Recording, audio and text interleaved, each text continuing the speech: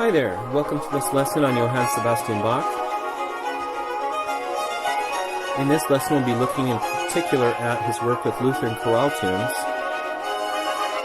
such as this tune by Martin Luther himself, "A Mighty Fortress is Our God."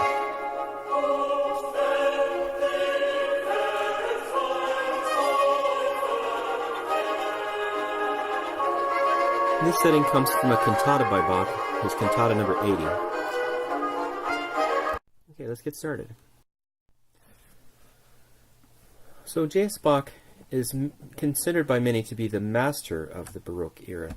His music represents the culmination of all previous developments in that time period. His contributions to music have been compared to those of William Shakespeare in literature, or Isaac Newton in physics. And he's had an enormous impact on the music of succeeding generations of composers. Some of his most passionate admirers were Mozart, Beethoven, Chopin, Mendelssohn, Brahms, Bartók, and Shostakovich. Like George Frederick Handel, his music shows a fusion of national styles, and in particular the Italian, French, and German styles of composition. He, along with Handel, was one of the first to have his music deliberately preserved for future generations. Before this time, all composers of previous eras were almost completely forgotten. But Mendelssohn started a large Bach revival by having his St. Matthew Passion and some of his other works performed in the 19th century, and this led to the formation of a society that prepared editions of all of his works over the next 50 years, and we have them preserved now because of that. Some composers would also immortalize Bach by setting his name to music. The letters B-A-C-H in German are B flat A C, B natural. Now Bach's compositional style is characterized, and this is my characterization, as showing unmistakable individuality, great expressive intensity, harmonic richness, linear integrity, structural grandeur, and polished craftsmanship. His music is rigorously contrapuntal and unified through development of themes and motives, which we'll be looking at in class. A bit about his background. He came from a family that had produced many generations of professional musicians, and after him, his sons became professional musicians. You may have heard of C.P.E. Bach, or J.C. Bach, or W.F. Bach. These are all sons of J.S. Bach. His life's work was for the church, for the Lutheran Church. He worked, for the last 27 years of his life, he worked in Leipzig at the St. Thomas School, producing the music for church services every week as an organist and Kapellmeister and cantor. That would be preparing the orchestral music and the choral music and rehearsing the groups and composing the music for those groups as well. And he was severely underpaid for his work in that position, and not known about much outside of his own circle until later centuries. So he was primarily known as a great organist and church musician in his lifetime. Telemann, whom we don't listen to as much today, was much more popular than Bach during that time. And only gradually did musicians become aware of his craftsmanship and his imagination as a composer.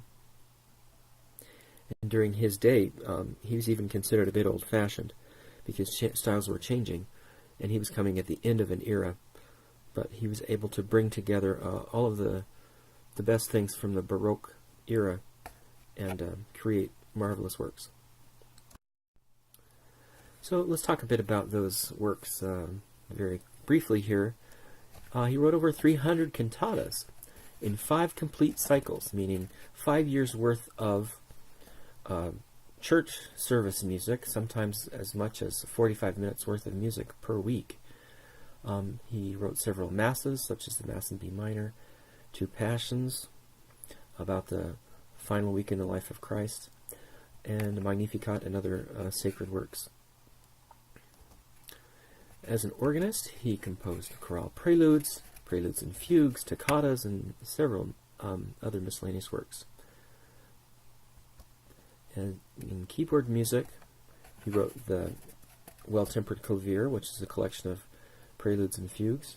He did that twice. Suites, keyboard suites, variations such as the Goldberg variations, fantasias, inventions, and many other works. Orchestral music includes some orchestral suites and some concertos, including the very well-known Brandenburg concertos. Some unaccompanied suites for cello and violin, a collection of canons, a collection of fugues, which was his final work, The Art of Fugue. But what we're going to be looking at today is the chorale, which is a 4-part setting of a Lutheran hymn, very much like our church hymns today. These have simple singable tunes. They were for the first time intended to be sung by the congregation in their own language, in German, rather than by the choir in Latin. And some of these chorale tunes were written by Martin Luther himself, such as the one we've heard, A Mighty Fortress. A lot of the harmonizations that are used were written by J.S. Bach. He himself didn't write many of these tunes, but because they had been around already for quite some time. Let's listen to a simple setting of A Mighty Fortress. Here we go.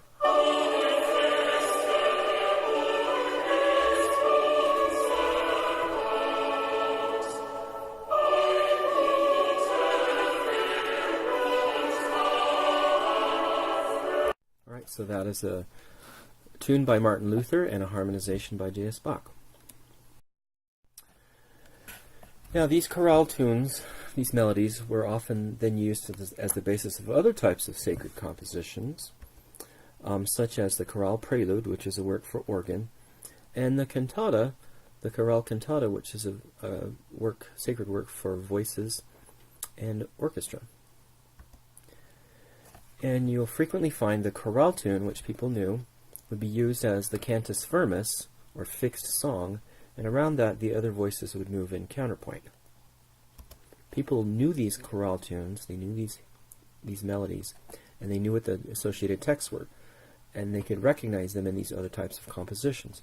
It's very similar to our church music today. We know the hymn tunes, and we know the associations with those melodies, and when we hear them in instrumental arrangements, we know what the melody is and what it means. So Bach was doing the very same thing. So one of these types of works is the chorale prelude, which is a work for organ, and again it uses the chorale tune as the cantus firmus, the fixed song. Usually the chorale melody is quite audible. It may be played in slow, even notes on the pedals or on one of the manuals, and in the other voices you hear quick moving counterpoint to go with that cantus firmus. Some people think Bach may have used the chorale preludes to introduce the hymn that was about to be sung by the congregation, and others think that it was just a freestanding work. Let's listen to a chorale prelude based on A Mighty Fortress Is Our God.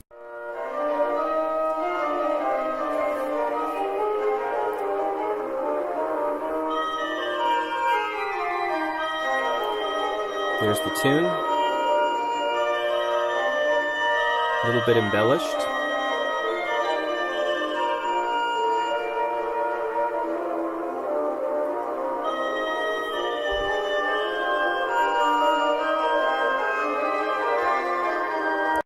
Okay, so that's an example of a chorale prelude. He wrote 46 of these that are collected in his Orgelbuchlein, or Little Organ Book. Another type of composition based on the chorale was the cantata. This was a work that was performed each Sunday as part of the Lutheran church service. And Bach wrote many of these, as we saw.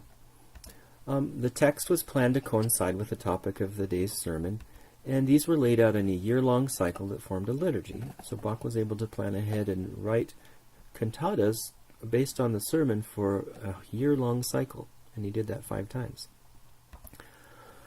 Some of the cantatas are chorale cantatas, in which all of the movements are based on the same chorale tune. So these are quite unified. He didn't do all of them this way, though. Even when they're not all based on the same chorale tune, the opening movement and the closing movement are based on a chorale tune that relates to the sermon of the day. And in between you'll have recitatives, da capo arias and duets and other types of things like that. So let's listen to just a bit of the opening movement of Bach's cantata for A Mighty Fortress Is Our God. This is written as a fugue for choir and full orchestra.